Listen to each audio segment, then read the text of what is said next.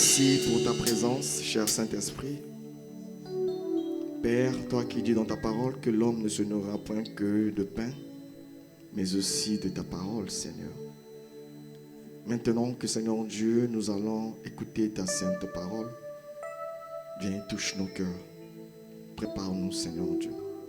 Permets à ce que nous soyons cette terre fertile, cette bonne terre, Seigneur, qui va écouter cette parole et qui ensuite, Seigneur Dieu, la mettra en pratique et par la suite, Père éternel, produira des fruits.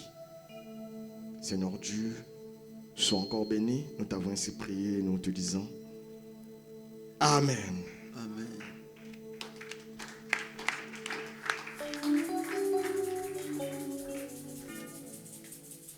Est-ce que je peux dire soyez les bienvenus pendant que nous sommes tous chez nous? C'est juste que il y a longtemps la monnaie misusu, donc bonjour. Mais bon ali pas nabi no moko. Je ne peux pas dire à quelqu'un soyez les bienvenus dans la maison de son propre père. À moins qu'il soit en voyage, qu'il s'est déplacé à un moment donné et qu'il est revenu parmi nous. Mais sinon, c'est lui. C'est pour notre Père à nous tous. Amen. Je suis toujours dans la joie quand je vous vois. Peut-être que certains ne l'imaginent pas. Ce n'est pas aussi des endroits où on voyait les gens. Mais sinon, faites des tours à la morgue. N'entrez même pas. Placez-vous juste à l'entrée. Vous saurez. Choisissez un jour. À partir de 9h, allez à la morgue. Vous verrez le nombre de corps qui sort. À mes frères jeunes, vous allez vous dire que non, c'est seulement les vieux. Non. Allez voir. Vous verrez qu'il y a des plus jeunes même que nous qui partent tous les jours. Les vieux, n'en parlons plus. C'est une grâce d'être là debout. Ne regarde pas à ton âge pour te dire que tous les jours tu dors, tu te réveilles, c'est normal, c'est un acquis. Non, bien-aimé. Non, mes jeunes frères. Il y a peut-être moins de 2 semaines que je viens d'enterrer un de mes jeunes amis. Il était plus jeune que moi. Il est parti, il avait des projets puisqu'il a 4 enfants. Et moi, qu'est-ce que j'ai fait de spécial? Ce qui est sûr, si on le demandait il y a 3 semaines à peine, il n'allait même pas penser qu'il allait quitter ce monde. Même pas. Mais il est parti. Et moi, ma seule crainte, c'est seulement où irons-nous? Ma seule crainte est celle-là. Tous nous partirons un jour, c'est sûr et certain. Mais où irons-nous quand nous partirons? Nous sommes de passage sur cette terre. Bien-aimés dans le Seigneur, prenons conscience de cela. Nous partirons tous, jeunes, vieux ou pas. Nous partirons. Mais quand nous partirons, où irons-nous? Où serons-nous? Est-ce dans les feux, dans les tourments, ou nous serons dans la paix avec notre Dieu? Que Dieu nous bénisse. Vous vous souviendrez que début de cette année, Dieu nous a fait une merveilleuse promesse, une très merveilleuse promesse. Il nous a dit, ne vous inquiétez point. Parce que l'année 2023 est une année de consolation. J'espère que vous n'avez pas oublié cette promesse. La promesse de Dieu, quand ça sort, vous la gardez jalousement et demandez à Habakkuk. Parce que, qu'on ne le veuille pas, cette promesse tardera par sa et va s'accomplir. Et elle va s'accomplir certainement. Donc quand une promesse sort comme ça, bien aimé dans le Seigneur, je ne sais pas si vous êtes comme moi, mais moi, je me fais des objectifs. Excusez-moi, c'est un peu des termes. Je fais ce qu'on appelle, je me lance une vision pour l'année. Et après, j'ai des stratégies, des plans stratégiques qu'on met en place pour atteindre cette vision-là. Dieu nous a donné une vision. Donc Dieu m'a fait cette promesse-là. Que 2023, je n'ai pas à m'inquiéter. Parce que c'est une année de consolation. mais c'est depuis janvier. Aujourd'hui, nous sommes en notre 10e mois. Donc, beaucoup de jours sont passés après.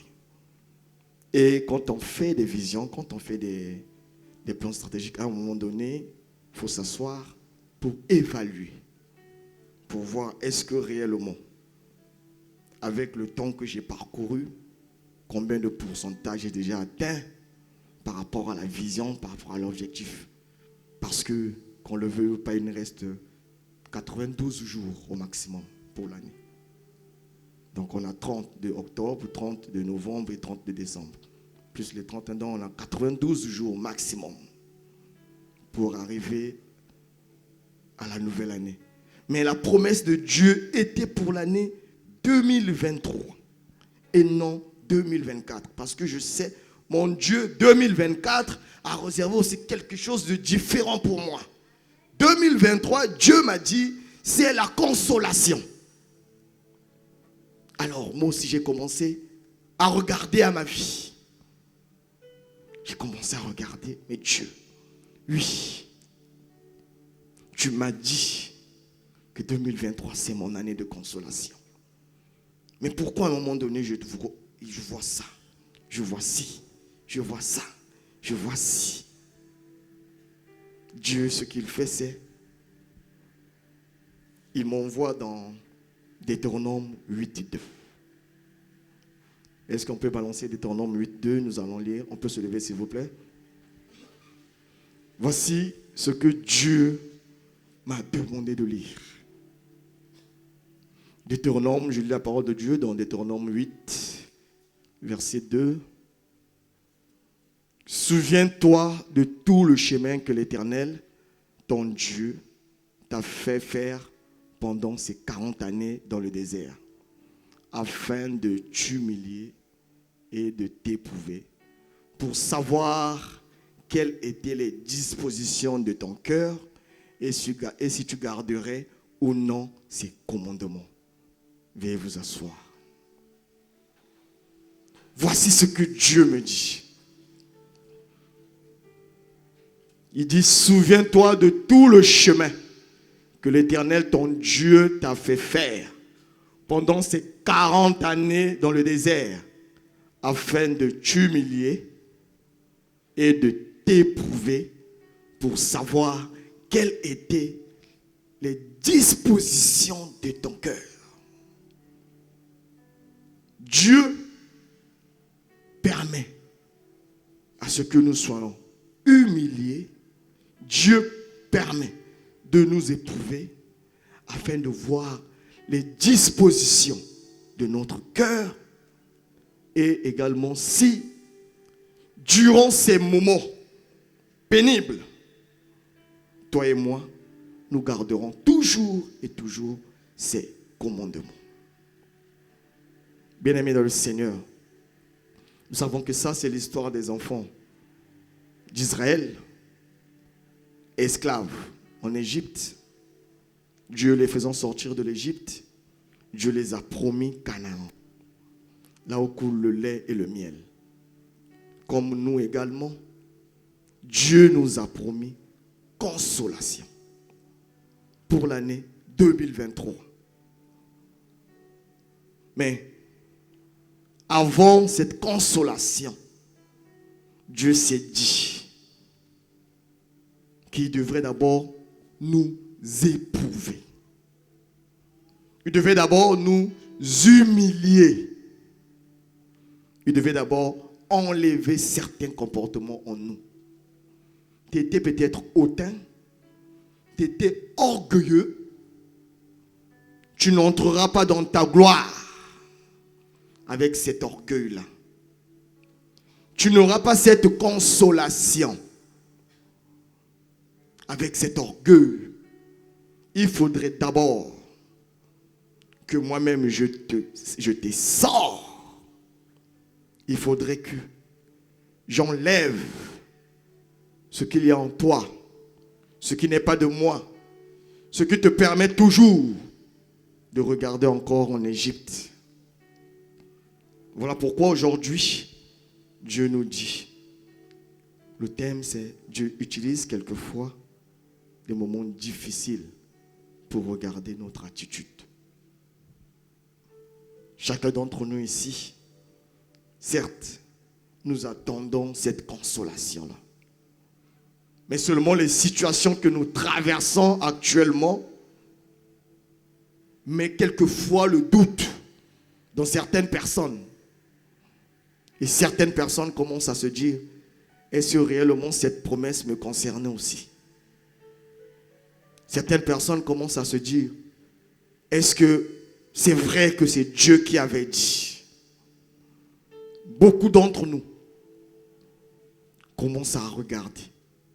Bien-aimés dans le Seigneur, notre Dieu, il autorise certains événements dans notre vie afin de savoir si nous demeurons toujours fidèles à lui. Parce que quand vous aurez votre consolation, il ne faudrait pas que Dieu se réponde de pourquoi il vous a consolé. Parce que beaucoup d'entre nous ici diront que oh oui, je suis fidèle à ma femme. C'est juste peut-être parce que tu n'as pas encore eu cet argent-là pour avoir une deuxième ou une troisième femme. Beaucoup diront ici que je suis fidèle à mon mari parce que tu n'as pas encore eu des moments de crise à la maison. Voilà pourquoi tu te dis que tu es encore fidèle à ton mari. Mais le jour où cette crise arrivera, est-ce que cette fidélité demeurera toujours à ton mari? Ou bien c'est à partir de là que tu vas abandonner ce mari? Voilà pourquoi Dieu permet à ce que nous traversons certaines situations de la vie. Se faire humilier, se faire rejeter, se faire écraser par les autres. Et bien aimé dans le Seigneur. Et quand vous voyez tout cela arrive, c'est parce que la bénédiction n'est plus loin. C'est parce que la bénédiction est juste à côté. Elle est à côté. Et bien aimé, le diable connaissant ces choses, il vient nous embrouiller. Et beaucoup de chrétiens, au cours de ces épreuves, commencent à regarder l'Égypte.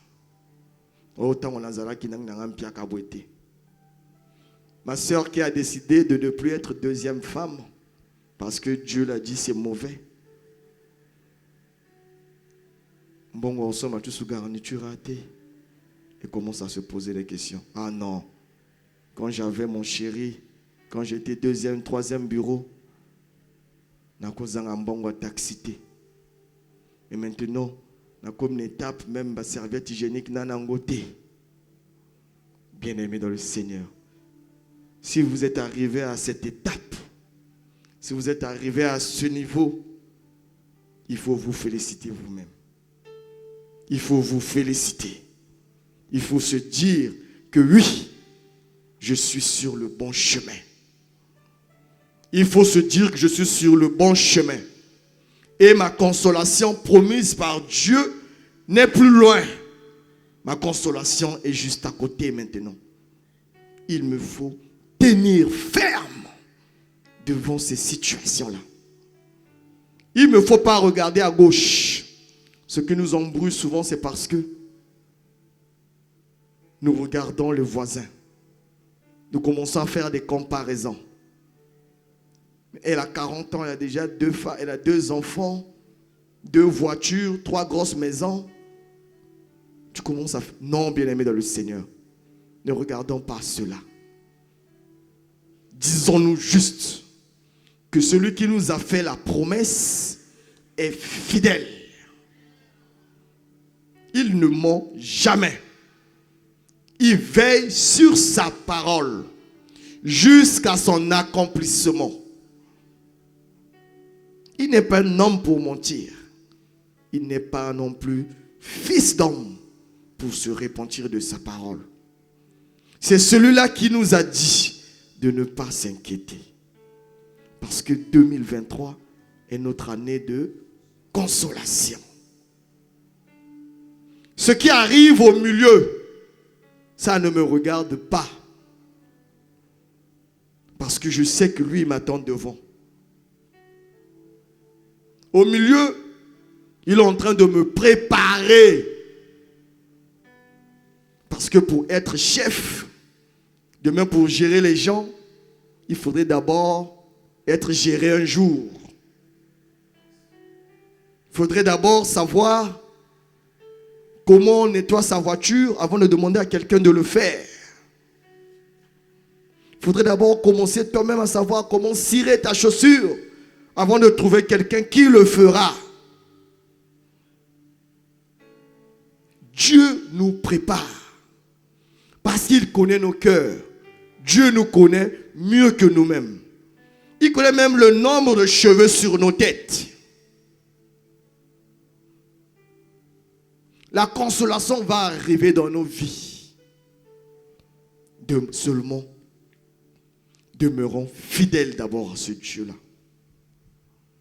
Bien-aimés dans le Seigneur, c'est au cours des épreuves que nous grandissons et que nous apprenons à devenir des hommes et des femmes spirituellement mûrs.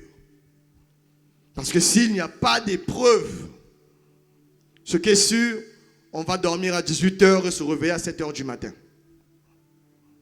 S'il n'y a pas d'épreuve dans notre vie, on va se lever, sortir et oublier que Dieu existe. S'il n'y a pas d'épreuve dans notre vie, une bénédiction tombe, tu ne sauras pas que c'est une bénédiction. Tu ne sauras pas. Pourtant, tu diras que c'est normal. Prenez un enfant qui est né, qui a vu papa avec voiture et maison.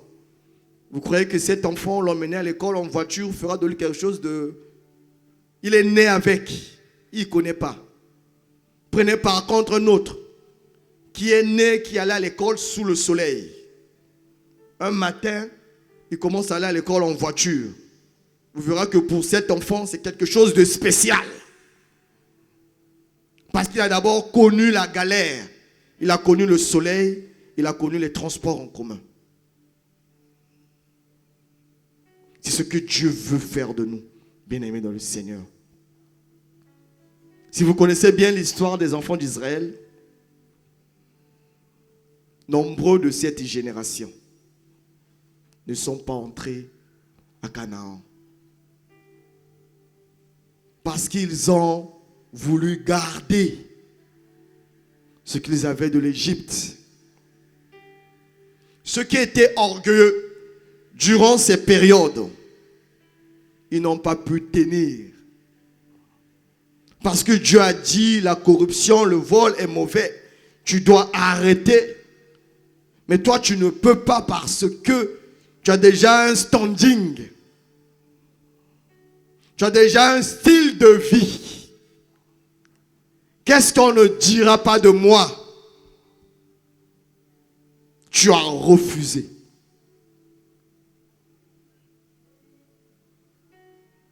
Et la cause en est, c'est que si vous lisez Deutéronome, vous verrez, toute cette génération est passée à côté. Toute la génération est passée à côté. Tous ceux qui ont connu l'Égypte ne sont pas entrés dans la terre promise. À cause de leur rébellion, ils étaient orgueilleux. Ils n'ont pas accepté. Ils n'ont pas accepté d'être humiliés. Quand Dieu a mis les épreuves pour voir leur fidélité, ils ont créé d'autres dieux. Les dieux d'or. Les veaux d'or. Ils ont oublié celui qui les a fait sortir de l'Égypte. Voilà pourquoi Dieu nous dit, souviens-toi de tout le chemin que l'Éternel, ton Dieu, t'a fait. Que l'Éternel, ton Dieu, t'a fait faire pendant ces 40 années dans le désert. Donc, durant tes moments de mpiaka, durant les périodes de stérilité, rappelle-toi. durant ces moments. Dieu a mis ces histoires, ces moments, ces périodes de désert dans ta vie pour t'humilier, pour que demain, gloire lui soit rendue. C'est pour que demain, gloire lui soit rendue, bien-aimé dans le Seigneur. Ce n'est pas parce qu'il ne t'aime pas, non mon frère. Parce que ces opportunités, ces épreuves, disons, ce sont des opportunités pour que toi tu prouves à Dieu, que tu le prouves réellement à quel point tu l'aimes, à quel point tu lui es fidèle, qu'il vente, qu'il neige.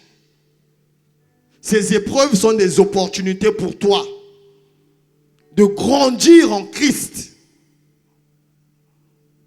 Ces épreuves ne sont pas pour que tu fuis de Dieu. Non, bien-aimé dans le Seigneur.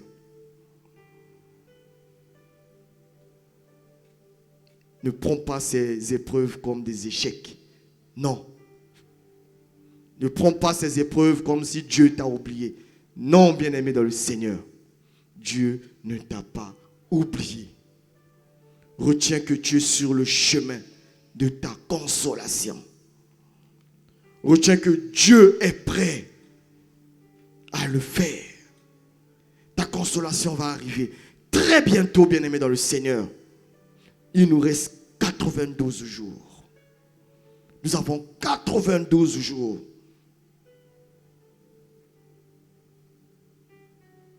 Nous devons juste regarder à notre vie.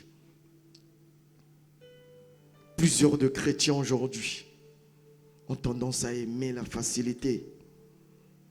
Ils fuient les difficultés. Quand quelques difficultés se présentent, ils sont les premiers à dire « Ah, Nzambe pas lingité. » Ils sont les premiers à vouloir dire « Ce n'est pas la volonté de Dieu. » Donc Nzambe lingaki n'a pas la thé. Ce n'est pas sa volonté. Bien-aimé dans le Seigneur, mon Dieu n'est pas contradictoire. C'est lui qui a dit qu'il n'est pas bon que l'homme soit seul. Je le ferai naître semblable. L'homme quittera son père et sa mère et s'attachera à une femme. Et les deux deviendront une seule chair. Donc la volonté de Dieu, c'est que qu'on le veuille ou pas, que toi, ma sœur, et toi, mon frère, un jour que vous deviendrez un. Peu importe le temps. Mon Dieu n'est pas dans les temps, il n'est pas dans les circonstances. Il n'a point d'âge. À 90 ans, Sarah a eu Isaac. Donc mon Dieu ne connaît pas l'âge. Ce sont les hommes qui parleront de ménopause. Ce n'est que les hommes. Et j'ai toujours l'habitude de dire en ces lieux, c'est là où l'intelligence des hommes s'arrête que nous commençons à parler de miracles. Parce que ce qui peut être fait par les hommes, jamais on le traitera de miracle. Mais notre Dieu est un Dieu de miracles. Il est celui qui fait des miracles. Donc il fait toujours des choses extraordinaires. Des choses à laquelle où on s'est dit, c'est fini pour lui. Et Sili, c'est là que Dieu commence.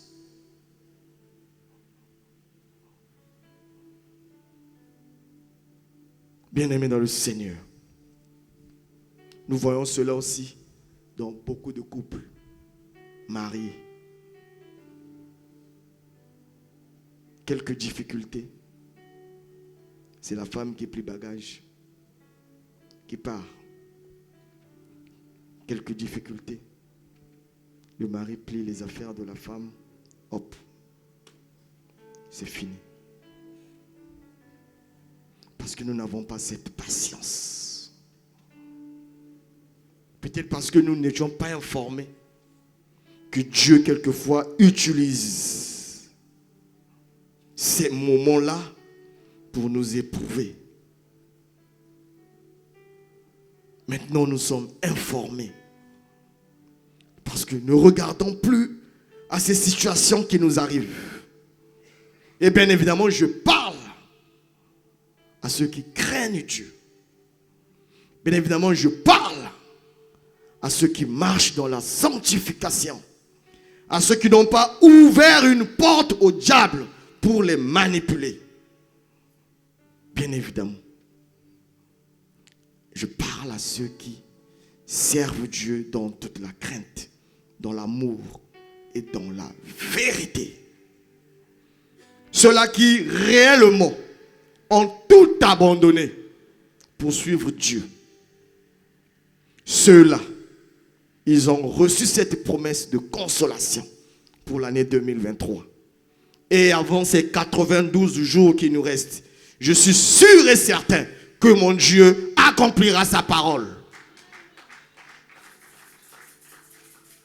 Il n'est redevable à personne.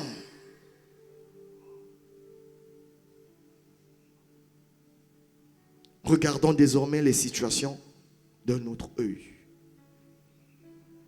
S'il faut chanter devant une situation, tu chantes. Tu adores ton Dieu. Tu dis bien, ça c'est ma première situation qui arrive. Donc c'est que je me rapproche. Ça arrive, tu glorifies ton Dieu. Ce qui est sûr, Dieu déclare dans sa parole qu'il ne mettra jamais une situation qui soit au-delà de nos capacités. Jamais. Tout ce qui sera devant nous, c'est par rapport à notre capacité.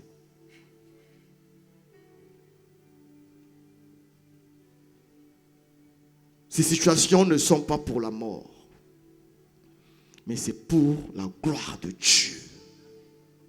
C'est pour qu'il s'élève. C'est pour qu'il soit glorifié. Vous connaissez l'histoire de David.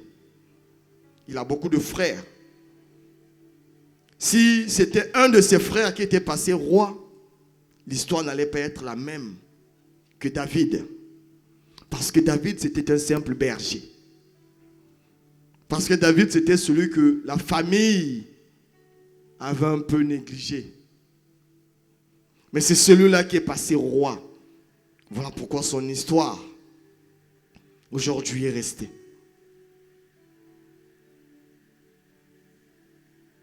Ne regarde pas ta situation. Ne regarde pas ces choses. Seulement ce qui est sûr. Ces événements, ces situations ne sont pas pour ta mort. Amen. Vous vous souvenez? Les enfants d'Israël, ils ont quitté l'Égypte pour arriver à Canaan. J'ai essayé de regarder un peu, de faire des recherches. Je me suis rendu compte que c'est à peine 867 kilomètres. À peine 867 kilomètres. Mais ils l'ont fait en 40 ans. 867 kilomètres. Ils l'ont fait en 40 ans. Et quand vous lisez la Bible, c'est parce que il y a eu beaucoup de péchés.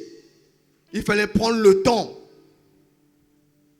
Ils ont fait des contours parce qu'il fallait enlever ce qui n'était pas de Dieu.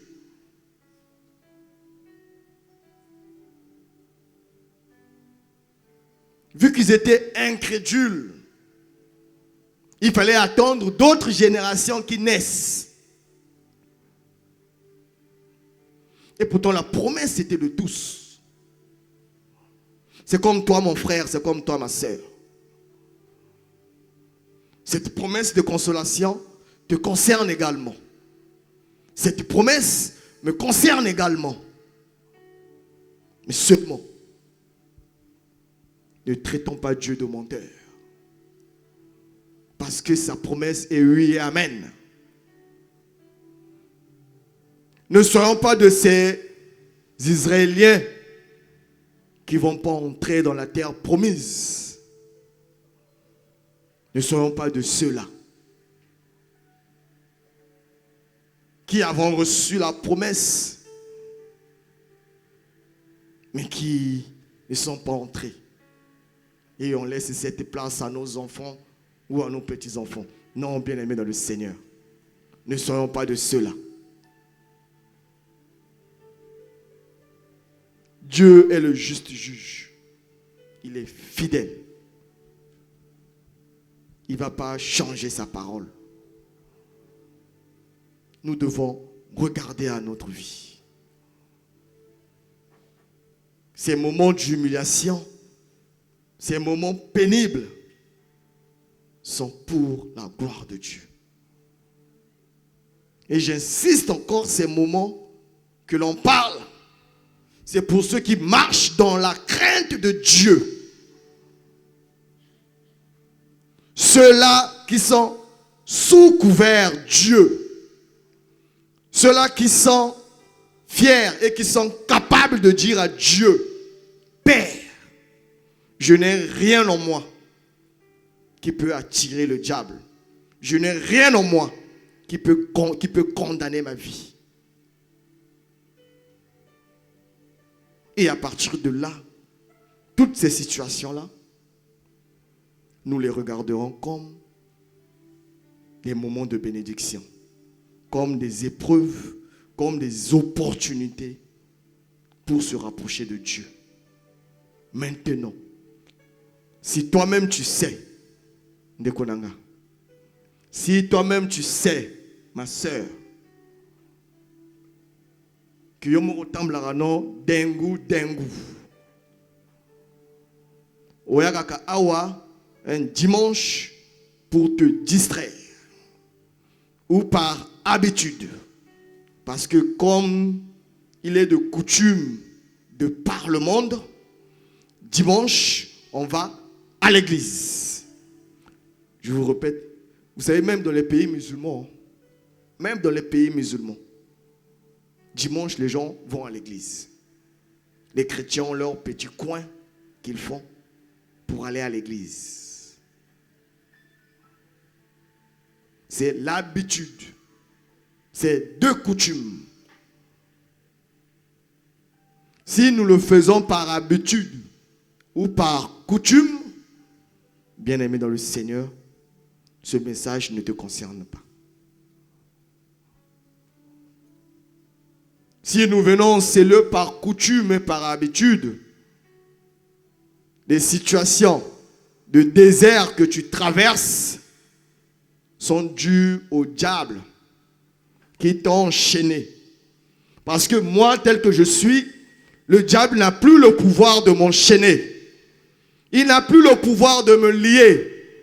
Parce qu'il a été vaincu par le sang de l'agneau. Ils ont été dépouillés publiquement. Dieu m'a donné le pouvoir de marcher sur ces esprits-là. Ils ne peuvent rien contre moi. Je ne les dois pas. À moins que ce soit seulement la volonté de Dieu dans ma vie. Demandez à Job. Demandez au diable. Il s'est rapproché de Dieu. Et Dieu lui dit, tu as vu mon serviteur Job? Mais la réplique du diable, c'était quoi? N'est-ce pas parce que tu l'as protégé? N'est-ce pas parce que tu as protégé ses biens? Mais parce que le diable a mis qui va moyen tout. Il ne pouvait pas. Parce que Job craignait Dieu, il était juste. Le diable a essayé, il n'a pas pu. Jusqu'à ce que Dieu le lui permette. Mais ne touche pas à son âme. Et c'est comme ça que Dieu également parle de moi au diable. S'il veut, ok, touche, mais pas à son âme. Bouge un peu son travail. Juste pour voir est-ce qu'il sera toujours fidèle. Bouge un peu. Ferme un peu les finances là. Qu'il n'ait plus de quoi mettre le carburant. Je vais voir, est-ce qu'il n'ira pas signer des faux documents là-bas? Bloque un peu là-bas.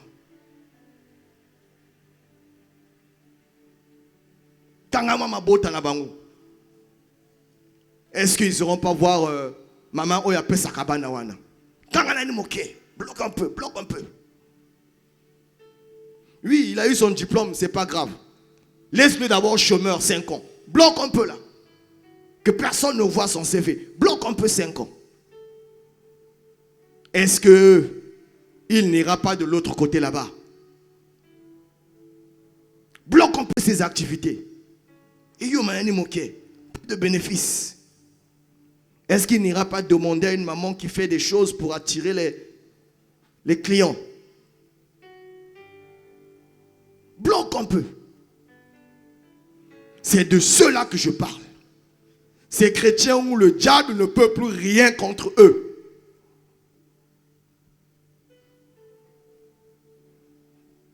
Là où le diable demande la permission.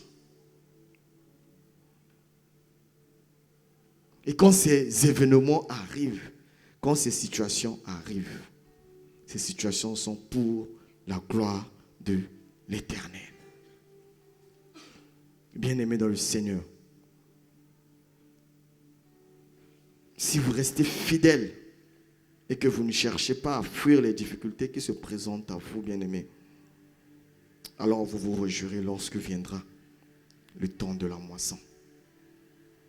Alors vous vous réjouirez lorsque le temps de la consolation arrivera.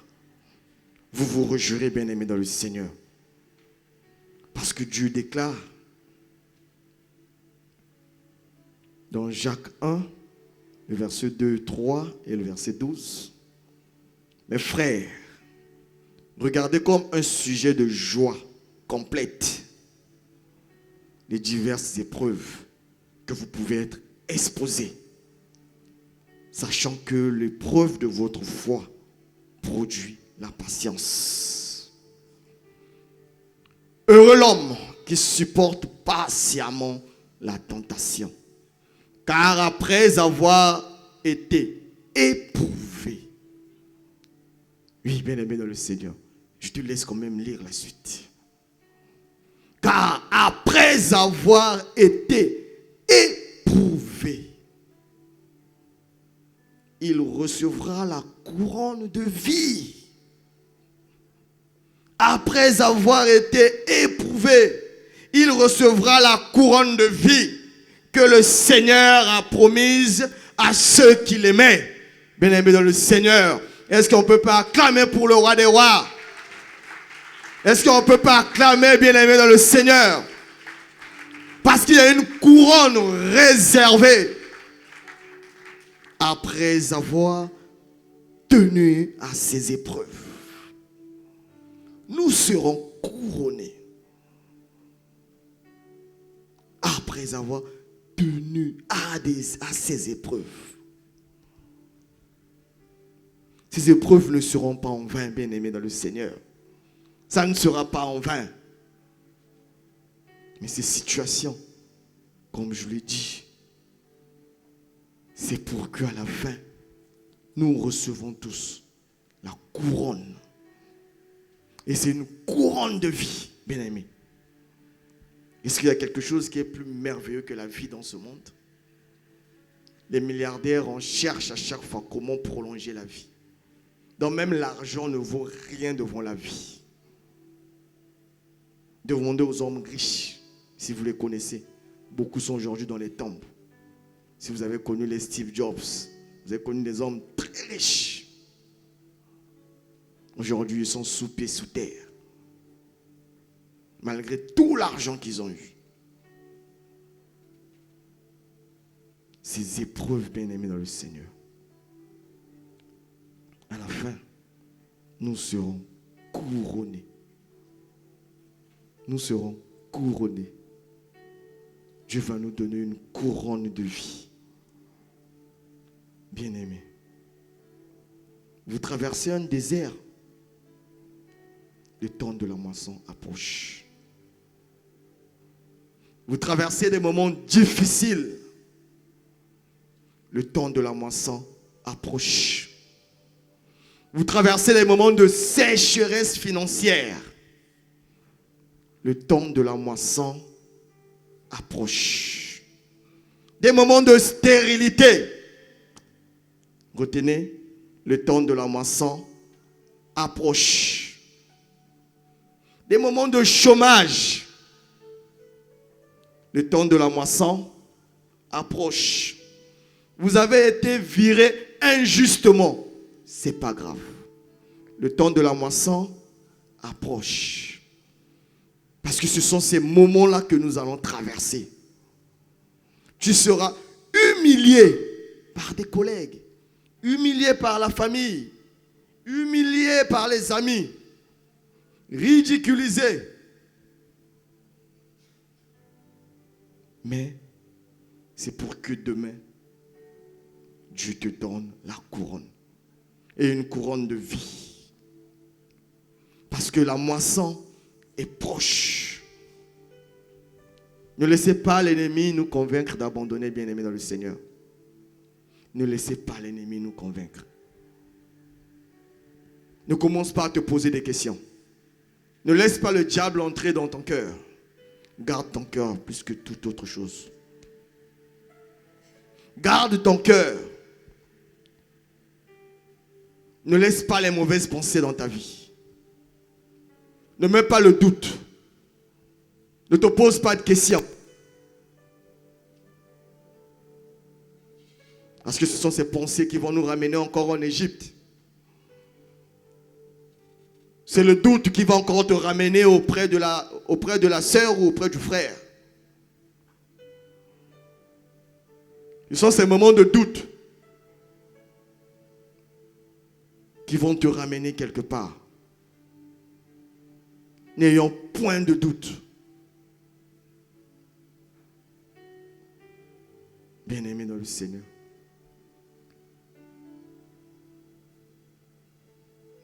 Peut-être que vous ne vous sentez pas apprécié au travail.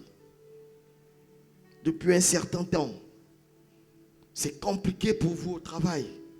Tout ce que vous faites, personne ne l'apprécie. Depuis un certain temps, toutes les activités menées, pas de résultat. Vous investissez à gauche, ça ne marche pas. À droite, ça ne marche pas. Vous vous êtes mariés. Vous avez honoré Dieu. C'est une bonne chose, une très bonne chose.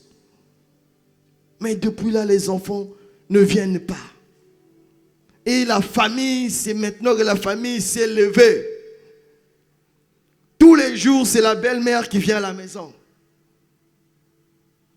Commencez à parler, à parler, à parler, à parler. Nous avons plein de situations ici que chacun d'entre nous sait ce qu'il traverse. Mais que cela ne nous pousse pas à regarder à l'Égypte. Que cela ne nous décourage pas. Sachez que la moisson est proche. Sachez que la moisson est proche.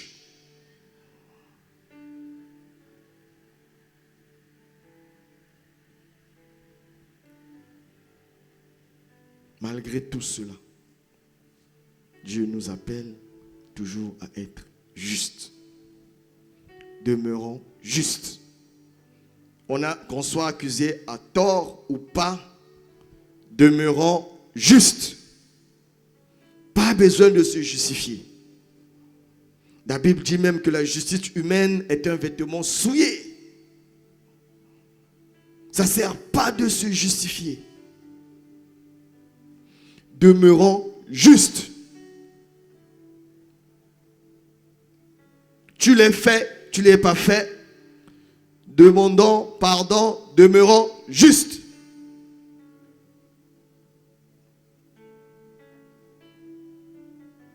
Et retenons que, mes frères, heureux l'homme qui supporte patiemment la tentation. Mes frères, regardez comme un sujet de joie complète les diverses épreuves auxquelles vous pouvez être exposés.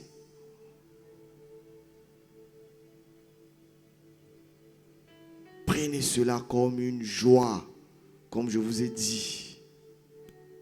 Les femmes ici savent. Les enfants, c'est une bénédiction. C'est une bénédiction. C'est une très bonne chose d'avoir des enfants. Mais je suis sûr, quand elles sont sur le lit, le bloc d'accouchement là, si tu leur demandes, vous voulez avoir un deuxième enfant, elles vont refuser. Quand elles sont prêtes à délivrer, si tu leur dis, est-ce qu'un deuxième tu vas accepter maintenant? Je ne crois pas qu'elles acceptent facilement. Parce que les bénédictions qui sortent sont très douloureuses. Un enfant pour venir dans ce monde, c'est des douleurs atroces. Et les femmes sont souvent entre la vie et la mort. Elles ont 50-50. Ça passe ou ça casse.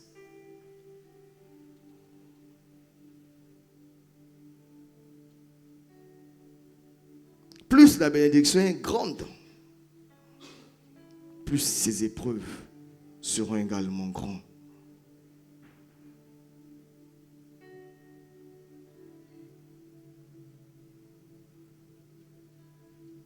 Ne regardons pas ces épreuves.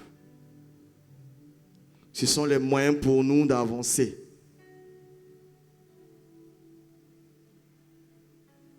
Joseph était obligé de passer par la prison, humilié, fils chéri de son père, esclave. S'il n'était pas passé esclave, il ne devait jamais être premier ministre dans un pays étranger. Donc il fait d'abord qu'il soit esclave là-bas,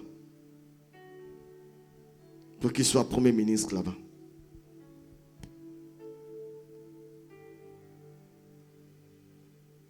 David, pour aller affronter Goliath, c'est parce que Dieu le préparait déjà dans le champ. Il a commencé à tuer l'ours, le lion. Ça l'a forgé. Dieu l'a préparé dans le champ. Quand il est arrivé, il a vu Goliath, mais c'est rien. Je protégeais mes brebis devant les ours, devant les lions. Toi, tu n'es rien.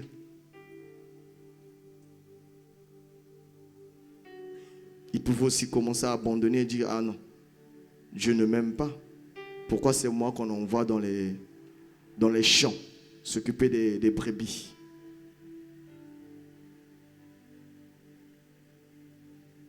Bien-aimés dans le Seigneur, l'épreuve est juste un temps que Dieu utilise pour nous transformer et pour nous modeler. Il nous transforme. Il nous donne la forme qu'il veut.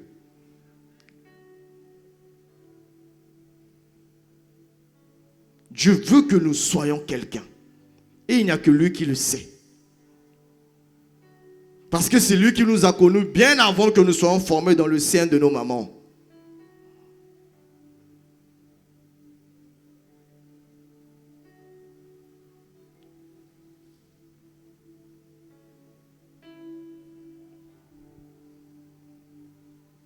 De Corinthiens 4, 16 à 18.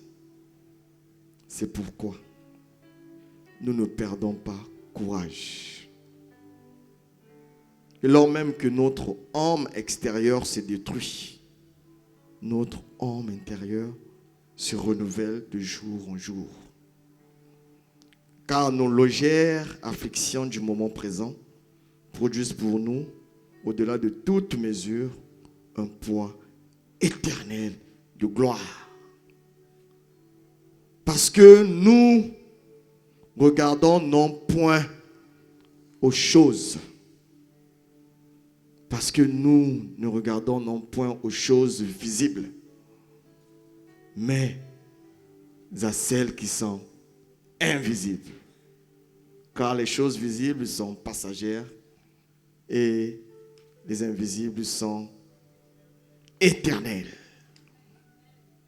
Bien-aimés dans le Seigneur, Dieu veut faire des choses dans nos vies qui seront de manière éternelle. Parce que nous sommes de passage dans ce monde. Nous avons été créés pour faire sa volonté. Et ne compromettons pas notre relation avec Dieu. Ne brisons pas notre salut pour les choses visibles. Car notre objectif n'est pas les biens de ce monde. Mais par contre, c'est le royaume des cieux. C'est la vie éternelle. Donc, que ces situations que nous traversons ne nous troublent point. Ces situations doivent être des sujets de joie pour nous. Avec un calme. Être serein devant toute situation. Être serein que Dieu est au contrôle. Je sais. Je suis conscient que beaucoup en ces lieux passent des moments difficiles dans leur vie. Je sais. Je sais que beaucoup passent des moments difficiles. Mais Dieu nous demande d'avoir la foi.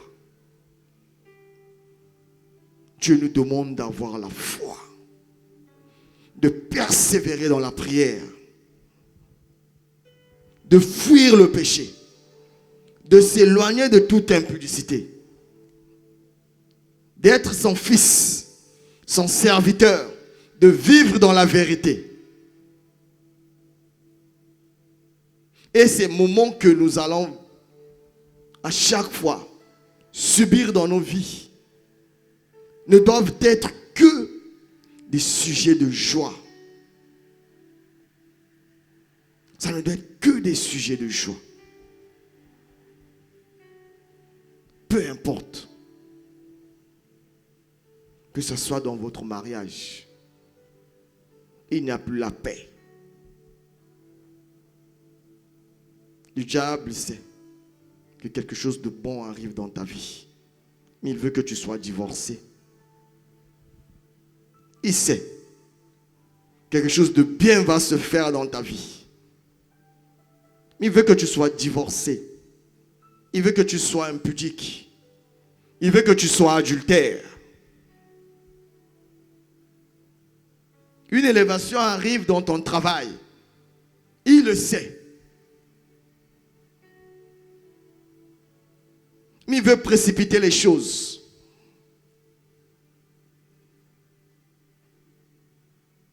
Il veut d'abord te ramener auprès d'eux.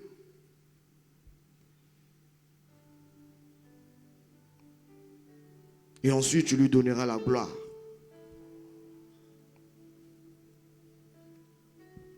Bien-aimé dans le Seigneur. Ce que je voulais juste nous dire aujourd'hui, c'est que Dieu nous invite à rester forts. Dieu nous demande d'être forts et à faire de tout notre possible, de tenir ferme devant toutes les situations. Car il récompensera toujours notre persévérance et notre fidélité.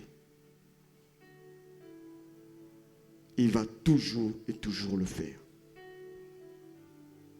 Ces moments pénibles, c'est pour que nous soyons couronnés demain. Parce que la moisson est proche. La moisson est proche. Et Dieu est prêt à agir. Ces moments sont pour la gloire de Dieu. Ne regardons pas ces moments-là. Ce n'est pas parce qu'on n'a pas mangé, c'est pour la gloire de Dieu. Demain, nous témoignerons en ces lieux. Demain, nous viendrons témoigner en ces lieux que notre Dieu a fait. Il est grand et ma consolation, je l'ai attrapé.